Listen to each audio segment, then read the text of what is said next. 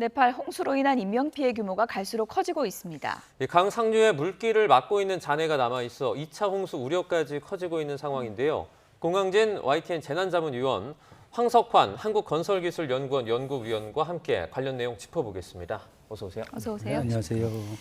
네, 지금 수색 작업과 구조 작업이 이루어지면서 인명피해 규모가 계속 이제 커지고 있는 상황인 것 같고요. 실종자가 최대 10,000여 명에 이를 수 있다 이런 얘기까지 있더라고요.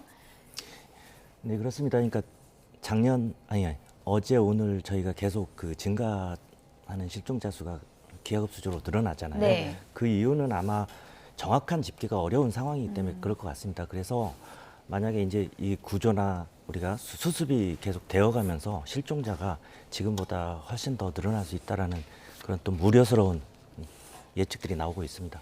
저희가 자료 화면들을 좀 보긴 했는데 아무래도 그 진흙이 이렇게 한꺼번에 덮쳐버리면서 실제 구조하기는 좀 상황이 쉽지 않은 것 같아요. 예, 그렇습니다. 일반적인 저희가 홍수나 침수 같은 경우에는 네. 물에 의해서 저희가 잠기는 것이기 때문에 실제적으로 가시적으로 보이고요. 그다음에 구조하는 데 있어서 접근이나 그리고 구조 다양한 방법들이 고려할 수가 있는데 이 토사에 의한 아니면 토성류에 의한 매몰에 가까운 사건이거든요.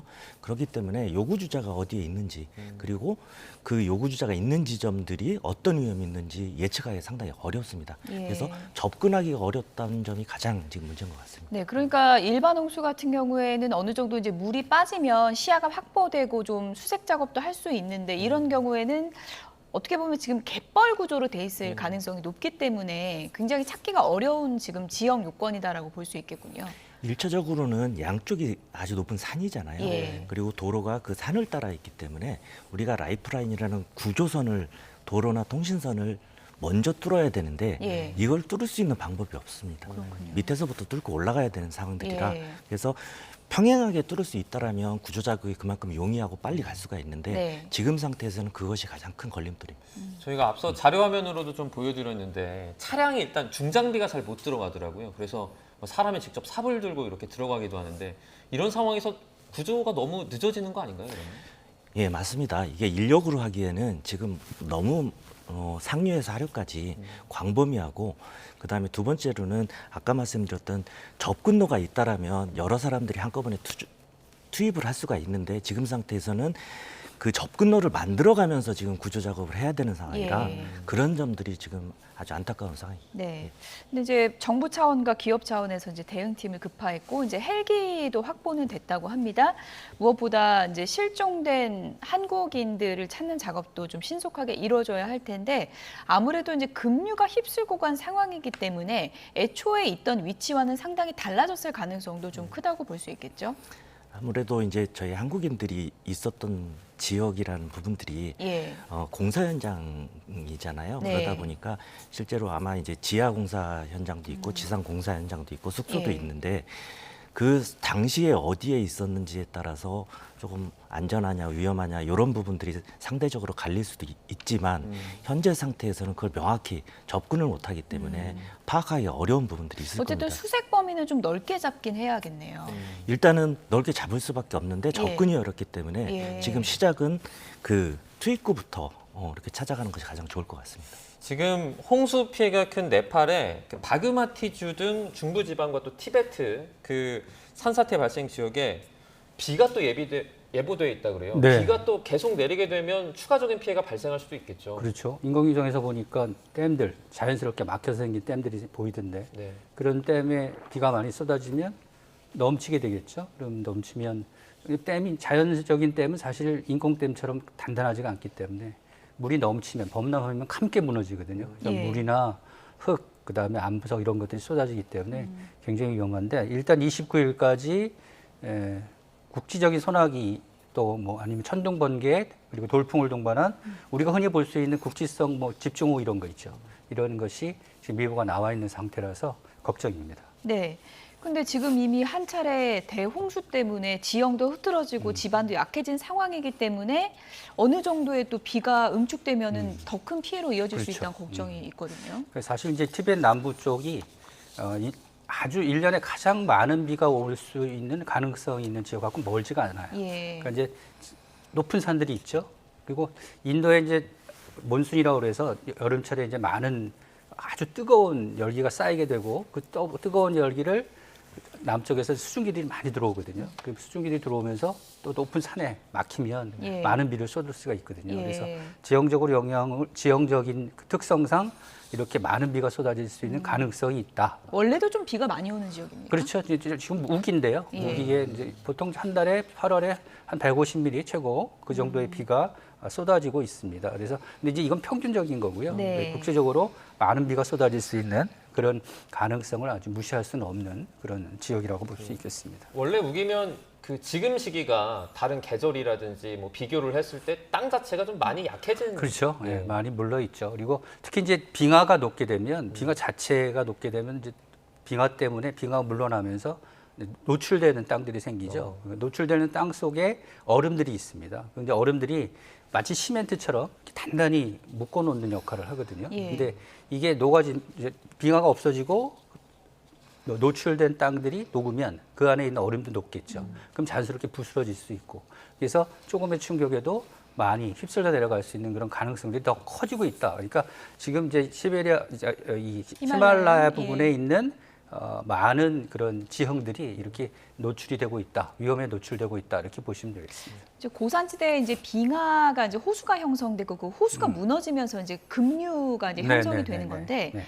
그 빙하 호수가 이제 무너질 수 있는 징후라든지 그런 걸 사전에 포착하고 좀 막을 수 있는 방법은 없나 이제 가장 그게 궁금하거든요. 히말라야가 이제 굉장히 높은 예. 지대고 접근하기가 어렵잖아요. 그래서 접근하기 쉬운 곳, 예를 들면 많은 시설이 갖춰져 있고 인프라가 깔려 있는 스위스 같은 경우는 조금 전에 전 기자가 나와서 설명도 해드렸지만 대응할 수 있는 시간을 벌 수가 있어요. 그러니까 지진이란 진동 같은 거는 어느 정도 사전에 조금 유추할 수가 있거든요. 물론 어느 곳에서 언제 발생할지는 정확히 알 수는 없어도 그 어떤 전체적인 움직임을 이제 감시를 할 수가 있는데 히말라야 같은 경우는 굉장히 깊은 산이기 때문에 쉽지는 않겠습니다. 그래서 대응하기도 상당히 어렵다고 볼 수가 있겠습니다. 지금 2차 홍수 피해도 우려가 되고 있는 상황인데 이번에 대규모 홍수 때문에 강물이 좀 막히면서 자연댐 호수가 좀 형성이 됐다 그래요. 그래서 중국 정부에서 향후 사흘 동안, 그러니까 3일 동안이죠. 대량의 물이 추가 유입될 것을 좀 우려를 해서 지금 범람 위험 경고한 상황이거든요. 3일이란 이런 기준이나 이런 건 어디서 좀 나왔을까요?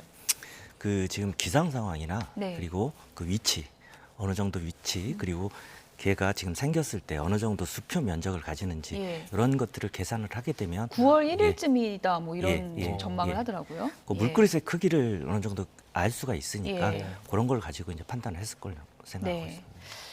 이 빙하 호수가 이제 터지면서 이런 갑작스러운 홍수가 발생해서 이제 인명 피해까지 이제 커지고 있는 그런 상황인데 네팔 히말라야를 자주 가는 한국인 중에 한 분이 되겠죠. 어몽길 대장. 히말라야의 빙하 호수가 언제 터질지 모르는 시한폭탄이다. 이렇게도 얘기를 했습니다. 어몽길 대장의 목소리를 저희가 직접 들어봤습니다.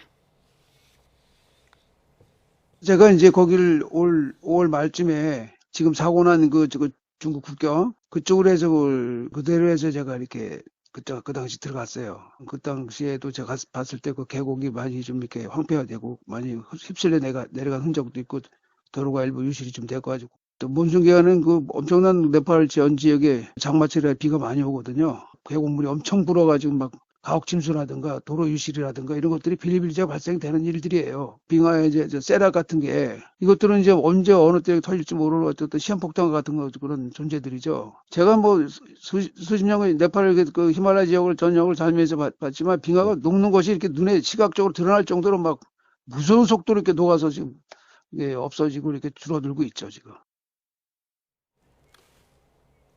네. 히말라야를 누구보다 샅샅이 본 분 중에 한 분이라고 할 수 있습니다. 어몽길 대장. 시한폭탄 같은 거다, 빙하 호수는 이런 얘기도 했고요. 빙하가 진짜 눈에 띄게 줄고 있다 이런 얘기를 하네요. 그래서 눈으로 보셨으니까 가장 정확한 표현이실 거고요. 예. 실제로 수치로만 봐도 저런 부분들이 늘어나는 것도 문제지만 저 빙하오라는 부분들이 너무 많이 있다라는 부분입니다. 예. 인도 쪽에도 있고 중국 쪽에도 있고 지금 네팔 쪽에도 있고 그래서 이 너무 많으니까 수만 개에 달하는데요. 예. 이런 것들을 동시에 모니터링하거나 예측할 수 있는 방법들이 없고 언제든 사고가 발생할 수 있다라는 점이 가장 지금 위험합니다. 예. 그러니까 내 눈으로 확인했다. 빙하가 정말 줄고 있다는데 히말라야 산맥이라는 게 상당히 넓은 지역에 분포가 그렇죠. 돼 있으니까 이런 돌발 홍수의 위험을 안고 있는 곳이 상당히 많다는 얘기잖아요. 그렇죠. 이제 빙하가 우리가 생각하는 것보다 규모가 커요. 예. 그래서 빙하가 떨어지면 그 충격파가 상당히 크거든요. 그래서 이번에 5.2 지진과 거의 비슷한 진동이 느껴졌다고 하잖아요. 근데 이제 히말라야 얘기를 잠깐 벗어나서 네. 얼마나 그 빙하가 떨어지는 충격이 큰지를 볼 수 있는 사건들이 있어요. 그러니까 뭐 작년에도 그렇고 재작년에도 그렇고 알래스카에 피어루드라고 계곡이 있죠. 네. 계곡에 빙하가 떨어져서 쓰나미가 생기면 500m까지 올라갑니다. 500m요. 그러니까 50m가 아니고 500m. 500m 요? 아. 예. 그러니까 그런 피오르드 지방의 그런 충격, 그러니까 빙하가 떨어지면서 생긴 충격이라는 게 우리가 상상할 수 있는 그 이상이거든요. 대비가 불가능한. 그러니까 이번에도 재난이네요. 1200m 정도 떨어졌다고 하는데 예. 그렇게 떨어지면서 생긴 충격파도 어마어마하고 예. 지진이 규모가 5.2의 지진이 난다는 것이 쉬운 일은 아니잖아요. 우리나라는 그렇게 드문 현상인데 그 정도의 파괴력을 갖고 있었으니까.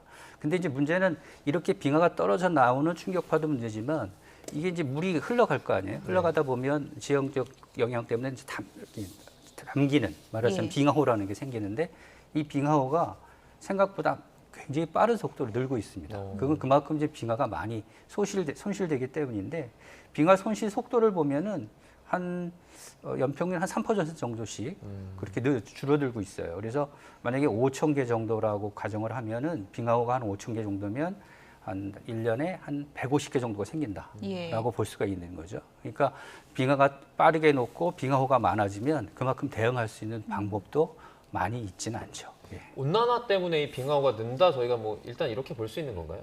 그렇죠. 일단은 뭐 지구가 전체가 더워지니까 네. 그래서 빙하호가 는다고 볼 수 있죠. 근데 이제 문제는 지금 현재 더워지고 있는 속도가 문제인 거죠. 속도가 생각보다 상당히 빨라지고 있습니다. 그래서 지금 이제 엘니뇨에서 태평양의 그 수온이 굉장히 높아지고 있잖아요. 그래서 그것 때문에 전 세계가 올해는 지금까지 나타난 해 중에서 가장 더운 해가 아닐 것이라는 전망이 있었어요. 연초에. 근데 지금 현재 바닷물 수온이 올라가는 속도가 너무 빨라서 네. 수정을 좀 하고 있어요.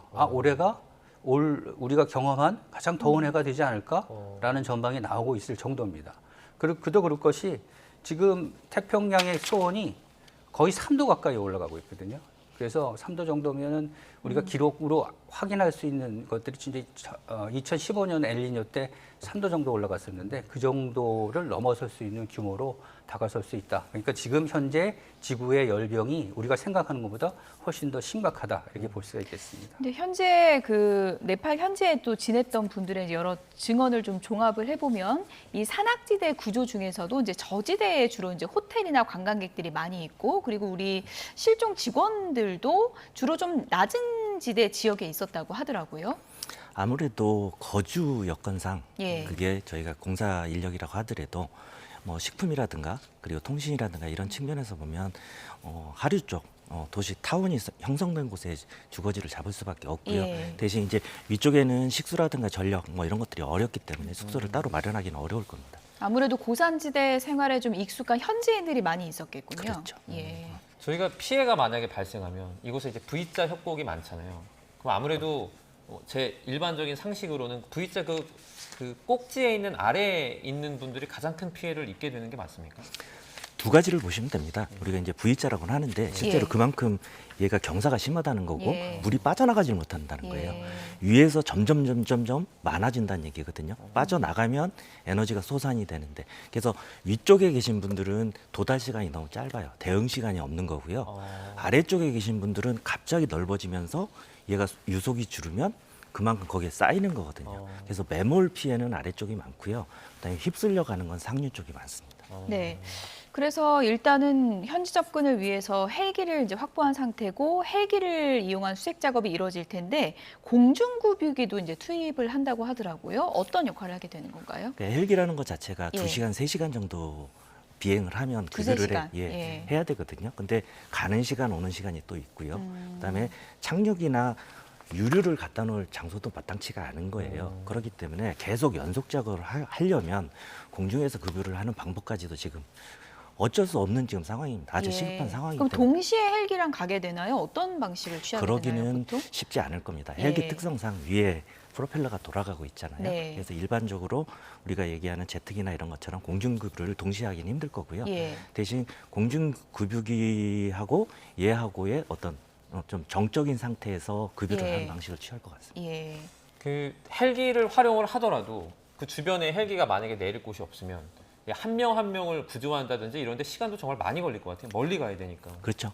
헬기로 사람을 이송을 한다든가 물자를 이용을 해서 그걸 베이스 캠프를 만들고 거기서부터 이제 시작한다라면 대규모 작업이나 신속한 작업이 되는데 헬기 자체가 베이스 캠프가 된다라면 거기에 이제 구조 인력도 한계가 있고 물품 비상 상황이 발생했을 때는 다시 돌아와야 되거든요. 예. 이런 부분들이 문제가 됩니다.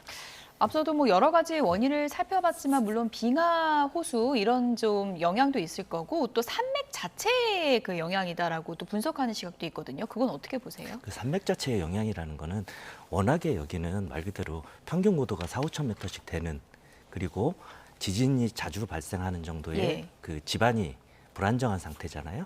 그렇기 때문에 이 지역은 그만큼 어느 지역이든지 간에 낙석이나 빙하에 의한 피하들, 그다음에 호수가 형성되어 있기 때문에 이런 부분들 그리고 그것들이 내려오면서 막히는 자연 형성된 댐들이 이제 생기는 거예요. 그래서 이제 중국에서 지금 예보한 것도 그런 거거든요. 예. 막혀 있는 상태이기 때문에 그것들을 뚫어줄 수 있는 방법이 지금 없는 거거든요. 그러니까 산의 지반 자체가 과거보다 상당히 약해졌다 이런 분석들이 있더라고요. 그렇습니다. 왜 그러냐면 그런 부분들은 아무래도 이 지역 자체가 기후변화 영향이라든가 이런 부분들 때문에 기존에 있던 우리가 얼음이나 이런 것들이 위에서 자중을 아주 오랫동안 누르고 있다라면 네. 여기는 안정된 상태라고 볼 수가 있는데 예. 계속 자중이 바뀌는 거잖아요.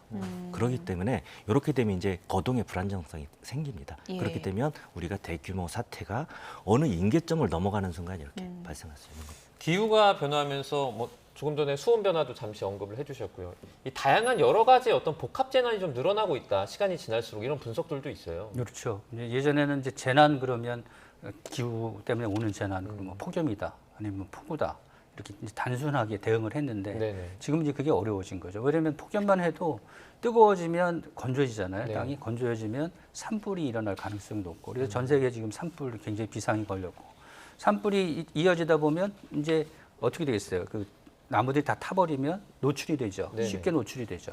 그럼 비가 오게 되면 또 홍수가 쉽게 날 수가 있는 거죠. 그러니까 폭염과 산불, 폭우 이런 식으로 연결되는 재난, 한 재난이 아니라 복합적으로 일어날 수 있는 재난들이 생기고 있는 것이거든요. 그래서 이런 것들은 지금 현재 우리가 피해를 보고 있는 지역도 사실 사람들이 많이 사는 곳이죠. 예. 사람들이 많이 산다는 얘기는 그만큼 그게 안정화돼서 오랫동안 사람들이 있었다는 거거든요. 피해를 어느 정도 감수하며까지 있었는데 지금은 피해를 뭐 감수할 정도가 아니라 어쩔 대응 손쓸 수도 없는 그런 재난들이 이어지는 그런 상태이기 때문에 예. 이제 이 기후에 따른 재난은 복합적으로 다가올 수 있고 그렇기 때문에 대책도 아주 면밀하게 세세하게 세워야 될 그럴 필요가 있다. 그렇게 생각이 됩니다. 네. 지금 이제 중요한 건 우리 대응팀이 현지에 갔기 때문에 그곳 날씨와 상황 이런 것들이 상당히 좀 중요한데 2차 재앙이 올 수 있다라고 하면서 9월 1일을 지금 예보하지 않았습니까? 이게 이제 소나기와도 좀 관계가 있을 것 같은데 어떻게 보십니까? 이제 전에도 말씀드렸듯이 비가 갑자기 많이 내리게 되면 그게 이제 물이 넘칠 수가 있죠. 그러니까 지금 원인 그러니까 예고가 들어가 있는 그 빙하호 같은 경우에는 예. 200만 톤 정도가 담겨 있는데 쏟아지는 물이 300만 톤, 그럼 500만 톤이 되니까 그게 넘칠 거다라는 그런 전망이거든요. 근데 이번에 쏟아진 물이 2천만 톤 정도 되니까 예. 그중에 한 4분의 1 정도 된다고 볼 수가 있는데 어찌됐든 간에 현재 모든 시설들이 다 망가져 있는 상태에서 이제 복구에 들어가야 되는데 복구할 수가 없는 상황이 또 이어지게 되고 또 추가 피해가 있게 되면 상당히 어려워지는 거죠. 그래서 이게 이제 8월이 물론 우기지만 9월까지도 비가 올 수 있는 가능성이 크기 때문에 예. 우리 구조대도 그렇고 구조하는 분들도 그 날씨나 또는 주변 환경에 굉장히 많은 신경을 좀 쓰셔야 될 것 같습니다. 아무래도 추가 피해 가능성이 계속 남아있는 한은 그 구조 작업에 있어서 적극적으로 좀 대응하기 어려울 것 같아요. 그렇겠죠. 예, 뭐 산세도 험한 데다가 여기저기서 터질 수 있는 가능성은 높아져 있는 상태라서 비단 빙하호뿐만 아니라 예. 좀 전에 우리 박사님도 말씀해 주시지 말하자면 산이 아주 메말라 있고 부서지기 쉬운 상태로 되어 있는 곳들도 많이 있을 거란 말이에요. 네. 그러니까 좀 대응하기가 쉽지 않다는 건 그만큼 신중을 기해야 된다 그렇게 생각할 수가 있습니다. 정말 우려스러운 비 예보라고 할 수 있는데 만약에 현장 상황에서 지금 소나기까지 온다면 헬기가 뜨는 게 현실적으로 좀 어렵습니까? 어떻게 봐야 됩니까? 일단 헬기든 비행기든 가장 이제 우려되는 부분들은 예. 시야 확보가 안 될 때. 어. 예, 그리고 두 번째는 바람이 좀 많이 여기가 이제 계곡이잖아요. 그래서 바람의 영향이 가장 큽니다. 바람이 좀 심각하게 분다라면 헬기는 절대 뜰 수 없고요. 그다음에 세 번째가 이제 강우인데요. 강우가 뜨게 되면 이제 주로 그겁니다. 시야 확보도 안 되지만 착륙이나 어떤 구조 작업을 하기에 좀 어려운 상황이 오는 겁니다. 이제 물살이 흘려가기 때문에. 그래서 이런 측면에서 가장 지금 위험한 상황인 거로 볼 수 있습니다. 조금 애초로 돌아가서 예. 이 지역 자체가 물론 이 낙차가 커서 뭐 수력 발전을 하기 유리하다라는 건 알겠는데 이런 어떤 뭐 빙하라든지 이런 걸 고려했을 때 발전소를 짓기에 좀 혹시 좀 부적합하지 않나 이런 생각도 들거든요. 이건 어떻게 보세요? 그러니까 그 부분들은 우리가 경제적인 논리에서 발전을 하기 좋다라는 의미지 위험하지가 않다라는 의미는 아닙니다. 상당히 위험한 지역은 맞고요. 예. 대신 발전소를 지었을 때 경제적으로 부가가치가 높다라는 지역이고 그리고 좀 안타까운 점들은 이쪽 지역에 대해서 계측한 기록들이 있어요. 상당 부분 아까 진동계라든가 지진계를 이용을 해서 연구는 됐는데 그래서 유명한 저널에도 실리고 지구물리학회 같은 저널에도 실렸는데 바로 이 지역이거든요. 근데 문제는 이게 실용화가 안 됐다라는 측면은 그만큼 실용화를 하기 위해서는 어떤 국가적인 투자가 들어가야 되는 부분들이잖아요. 예. 근데 그런 부분이 안 들어갔다는 점이 지금 말씀하신 대로 우리 경제적인 측면하고도 좀 연관이 있다라고 보여집니다. 저널에 실렸다는 게 그 지역 자체가 좀 그 상대적으로 많이 위험하다 이런 내용이 담겨 있단 말씀이죠. 그러니까 저희도 그런 연구들을 이제 조금 하긴 하지만 저희는 이제 빙하 연구는 아니고요. 계곡에 상류에 비가 내렸을 때 하류에 유원지에 계신 분들이 위험하잖아요. 그런데 밑에서는 비가 안 온 거예요. 상류에만 오고. 그랬을 때 이제 어떻게 이거를 할까? 비가 안 오니까. 그래서 저희도 이제 진동계나 지진계들을 이용을 해서 상류에 진동이 발생을 하면 이제 하류에 분명히 위험이 있을 거다. 같은 원리거든요. 여기도 이제 여기는 워낙에 이제 크잖아요. 뭐 5.2 정도 이렇게 예. 나올 수도 있으니까. 그래서 진동계를 촘촘히 박아서 그걸 연구를 했습니다. 그래서 각각 도달 시간이나 예보 확률 정도. 근데 2008년에 됐고 그 뒤에 연구가 끝나고 나서 철수를 했어요. 그러니까 그런 부분들은 자국에서 연구가 됐으면 자국에서 필요한 시스템을 갖춰서 이건 공적인 부분이잖아요. 사적으로 할 수 없는 부분들이라 구축을 했어야 되는데 그런 부분들이 아마 이제 국가적인 역량이나 예. 이런 부분에서 좀 한계인 것 같습니다. 뭐 지진이나 홍수는 좀 예측이 안 된다는 게 상당히 좀 안타까운 그런 부분인 것 같은데요.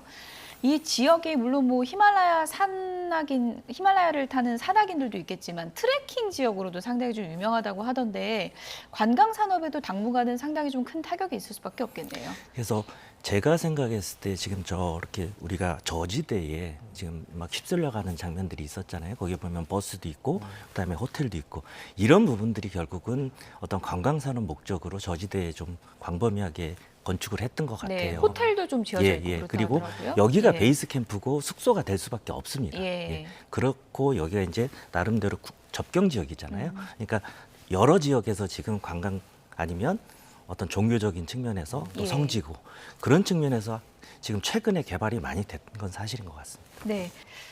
지금 뭐 현장에 우리 대응팀이 급파가 된 상황이기 때문에 좀 수색 작업, 구조 작업이 잘 이루어질 수 있도록 날씨가 좀 도와줬으면 좋겠다 그런 생각이 드네요. 공항진 YTN 재난자문위원, 황석환 한국건설기술연구원 연구위원 두 분이었습니다. 고맙습니다. 고맙습니다. 감사합니다.